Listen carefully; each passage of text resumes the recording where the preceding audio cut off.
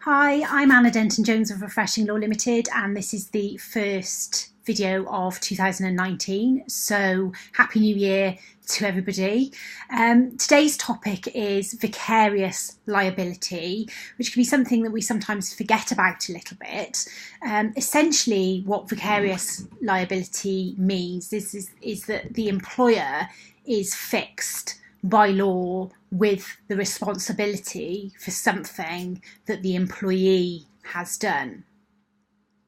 And we typically come across this in terms of liability for torts, things like negligence. So if an employee drives their company vehicle in a negligent manner, then the employer is potentially going to be responsible for that.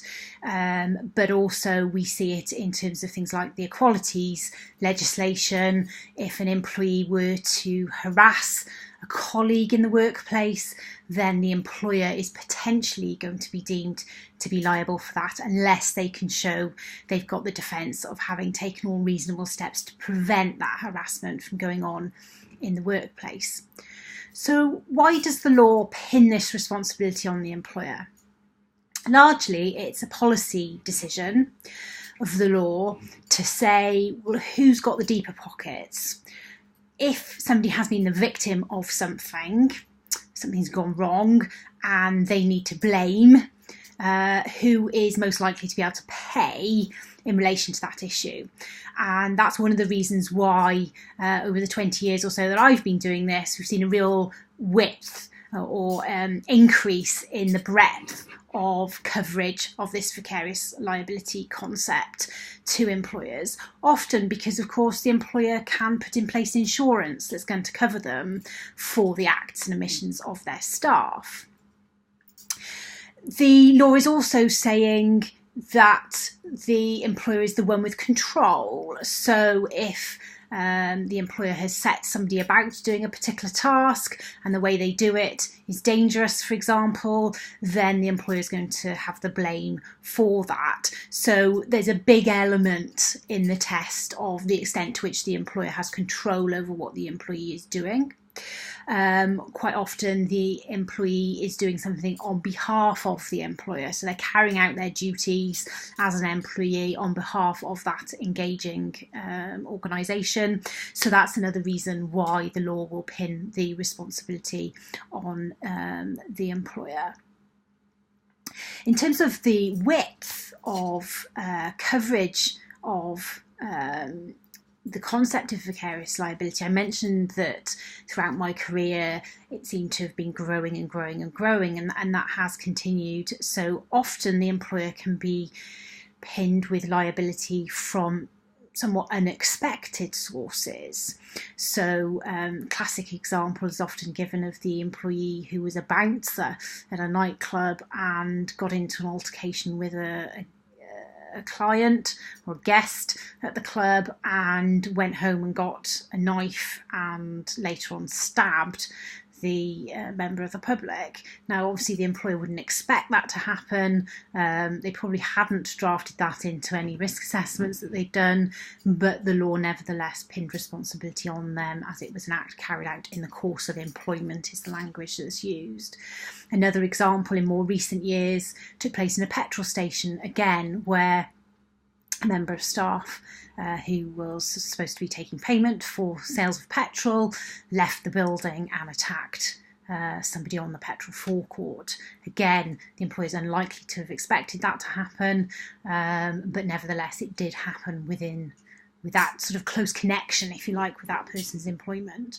The same with the case of the two employees who had a falling out on the shop floor in terms of a supermarket, leading to one actually stabbing the other and somebody dying.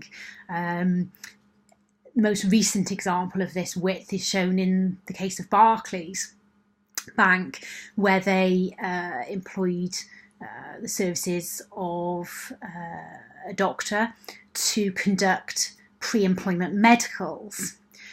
Recruitment is obviously part and parcel of being a bank and taking on staff. And when that doctor albeit outside of the control of Barclays, committed sexual assaults on some of the people who'd been sent to him for those medical assessments, Barclays were found by the law to be responsible for what had happened. Now, the Barclays case is an example of how this idea of who the employer is and the extent to which what happens is taking part as part of the employment relationship has really been stretched in recent years. We are seeing obviously lots more people working as independent contractors, lots more employers taking on contractors, and typically you may view that those contractors are not people that you take responsibility for, and indeed your insurance may not cover those people as part of your independent contractors contract. Let's hope you have got documents in place with those people. You would expect to see you saying that they have to take on their own insurance and insure themselves against the acts and omissions and things that they might do wrong. As you can see in the Barclays case, the law actually found that the bank was responsible. And so you can see how, depending on the facts of a particular case and what's gone on, there might be public policy reasons why the employer is found to be liable. And so we need to be very careful when we're entering into relationships with independent contractors to think about this and think about the insurance that we've got in place and that potential gap that there might now be between what the law expects you to be responsible for and what the insurers are prepared to be responsible for. Another example of this recently is the Morrison's case, dealing with data protection, an individual who is now serving time for having stolen the payroll from Morrison's and leaked it, clearly a criminal act on his behalf. But in terms of the law deciding should the individuals who have claims for damage and distress in relation to what's happened to them have the ability to go after somebody other than the poor employee who is in prison, who of course won't have any resources to pay any claims, the Court of Appeal has decided that those claims could be pursued against Morrison's, the employer. So again, you see how the law is stretching very much with this who's got the pockets to pay behind it going on. So it is worth taking away from this session, thinking about those contractors that you have in place that you could, because of the way you control them or because of the closeness of what they do being similar enough to being an employee, how you could become responsible for the things that they're doing, and whether or not you've got sufficient indemnities and things in place in contracts and insurance policies to cover you in respect of those issues. If you do have any questions, adenton@refreshinglawltd.co.uk. Thank you very much.